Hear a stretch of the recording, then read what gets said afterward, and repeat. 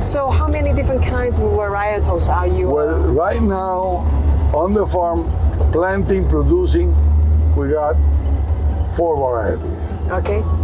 We have Geisha, Pacamara, Catuai, and Caturra. Oh. But this year, I'm going to try 2 or 3 new ones. A Citra that comes from Ecuador that Kai brought me the seed. I'll show it to you here. But there's the geisha. Yes, you saw that. Yeah, Malio. So he discovered some geisha, yellow geisha, on our farm. Yeah, but that mutated. Okay.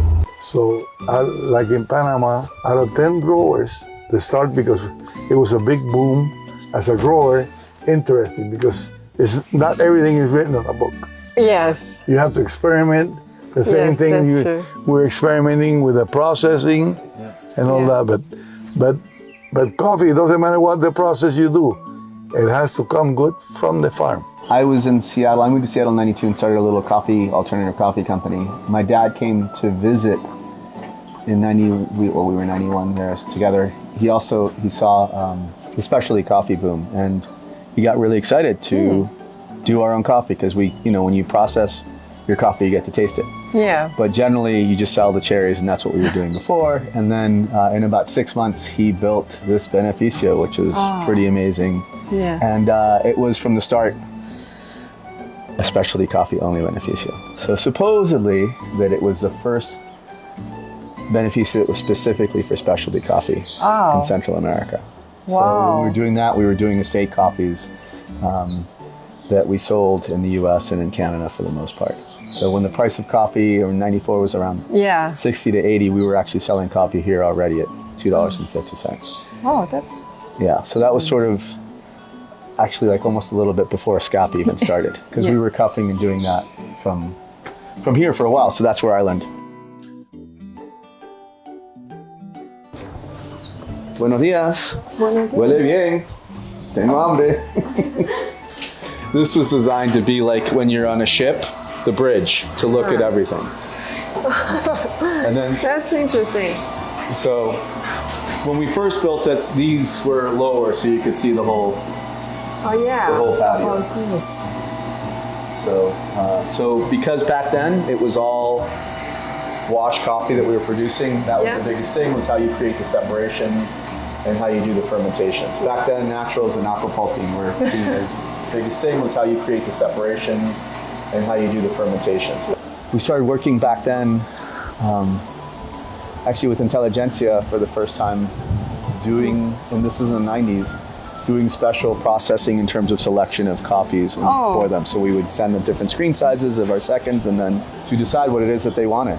So coffee gets measured here once again, and then it gets dropped in, gets picked up. And so we have several different ways of depulping. Measured here once again, and then it gets dropped in, gets picked up. And so we have several different ways of depulping. Over there we have a demucilage machine, which I'm excited to use. Okay.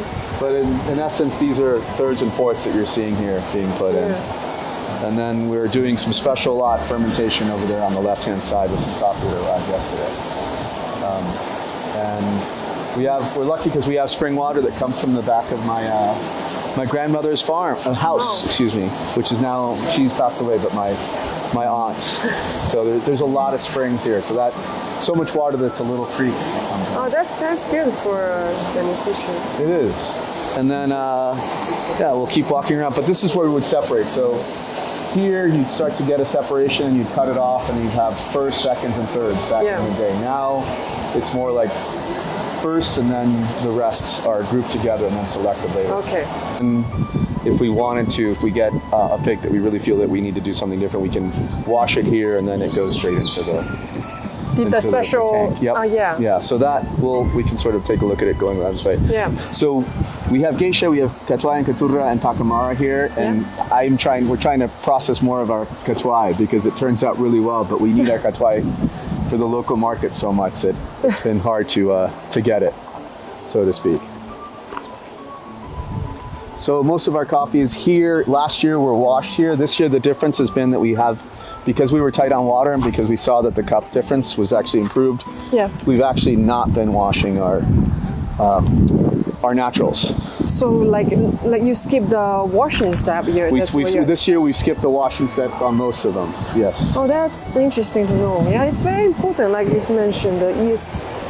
Yeah, that yeast somehow reflects the terroir, and then I mean I think there's so many different ways of doing it, but yeah, it's so we process coffees for our local market here as well. Yeah. So for roasting, etc. So, like the coffees we just cup are more like the standard process, right? The darkroom dryers haven't come out. That's our Jansen X, and we have those come out later. Open up as we needed to, and depending on the. So this is the Pacamara that's here. Oh yeah. So even if it's on the patio, it'll go indoors for a day or two, depending on the coffee. We find it intensifies flavor without losing clarity. And the fun part is we have so many different ways to dry, but I think Franklin, who's our beneficia manager, does a great job. So this one, for example, is it like a fermentation one? So that so this has got some fermentation. So we have different fermentation. We use bags, we use plastic like the blue ones, and we also have a stainless steel, and we also do some cooler processes. So the Jansen X is interesting because of how it dries, so that it becomes even brighter and better and more complex. Yeah. Patio dries tend to be really bright and beautiful right now to save on cost and reuse what we have. And we'll see if the light is open here.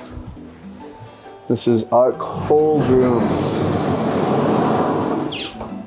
And you will smell the coffee that arrived yesterday from Los Alpes that we're using here because we're going to be doing a special process with it tomorrow. So like... Come on in. So what's the temperature here? Well, it's supposed to be 17. Whoa. So this we found is really helpful in terms of keeping coffees for the rest of the year. Yeah. We have some coffees here that are still championship coffees, competition coffees. And then this is something that tomorrow we have time to process. So this one was a pick last night. Last night. Yeah. And then you let it cool. We're letting it cool here. Yep. For let's say more than 1 day. Well, yeah, more than 1 day. Yep, 24 hours. But you can smell that sweetness that's there. Yes, I can. And then you are going to use those cherry for different... With this one, we're going to do a special process that I came up with, and we'll see how it works. That's cool. Yeah, so it's going to be a hybrid wash. Oh, I love hybrid wash.